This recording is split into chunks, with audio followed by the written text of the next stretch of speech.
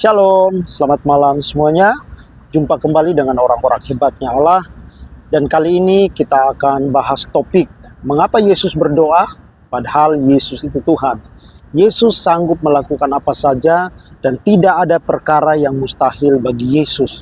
Mujizat demi mujizat Yesus kerjakan, tanda-tanda ajaib, tanda-tanda heran Yesus kerjakan. Orang mati Yesus bangkitkan, orang lumpuh bisa berjalan, orang buta bisa melihat, bahkan yang timpang sekalipun bisa berlari. Dan saya mempercayai dan meyakini begini Bapak Ibu Saudara, kalaupun Yesus tidak berdoa, tidak ada satu kuasa apapun yang berkurang dari diri Yesus. Mengapa? Karena Yesus adalah Tuhan. Kembali kepada pertanyaan, mengapa Yesus berdoa padahal Yesus itu Tuhan? Mari sama-sama Bapak Ibu Saudaraku kita buka Alkitab kita baca di dalam Injil Matius pasal yang ke-14 ayat yang ke-23. Demikian bunyinya. Dan setelah orang banyak itu disuruhnya pulang, Yesus naik ke atas bukit untuk berdoa seorang diri. Ketika hari sudah malam, ia sendirian di situ. Perhatikan, setelah Yesus memberi makan 5.000 orang dengan 2 ekor ikan dan 5 roti sisa 12 bakul, Yesus naik ke atas bukit, menyendiri, menyepi, bukan untuk tidur-tiduran, bukan untuk bobo-bobo manis atau bobo-bobo manja, tetapi justru Yesus menyepi, naik ke atas bukit, menyendiri untuk berdoa, bersyafaat untuk murid-murid dan orang banyak. Mengapa? Karena Yesus tahu persis situasi dan keadaan yang akan dialami oleh murid-murid. Setelah Yesus berdoa, setelah Yesus bersyafaat, Yesus datang menjumpai murid-murid yang sedang tergoncang iman mereka karena angin badai yang mereka alami di Danau Galilea. Mereka ketakutan sehingga waktu Yesus datang menjumpai mereka, mereka berpikir bahwa Yesus itu hantu. Mengapa? Karena Yesus berjalan di atas air menjumpai mereka.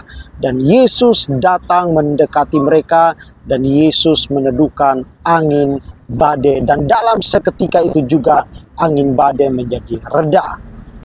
Nah, dari sini kita bisa dapatkan jawabannya mengapa Yesus berdoa padahal Yesus itu Tuhan. Dan jawaban yang pertama adalah Yesus berdoa atau Yesus bersyafaat karena Yesus tahu persis situasi dan keadaan yang terjadi di depan. Situasi dan keadaan yang terjadi yang akan menimpa murid-murid. Begitu juga dengan kita orang percaya hari-hari ini. Sampai hari ini Yesus tetap berdoa, Yesus tetap bersyafaat buat kita. Nah, kita ini manusia biasa. Kalau kita nggak berdoa, mau jadi apa kita? Kenapa? Karena kita nggak tahu persis apa yang terjadi di depan. Situasi yang terjadi di depan, kita nggak tahu sama sekali. Bahkan minggu depan apa yang terjadi dengan keluarga kita. Bulan depan apa yang terjadi dengan kita. Bahkan tahun depan apa yang terjadi dengan kita. Sama sekali kita nggak tahu. Nah, kalau kita nggak berdoa, kita mau jadi apa? Jawaban yang kedua, mengapa Yesus berdoa padahal Yesus itu adalah Tuhan? Yesus berdoa, jawaban yang kedua, karena berdoa itu merupakan salah satu sifat ilahinya Yesus. Berdoa itu merupakan salah satu karakter ilahinya Yesus.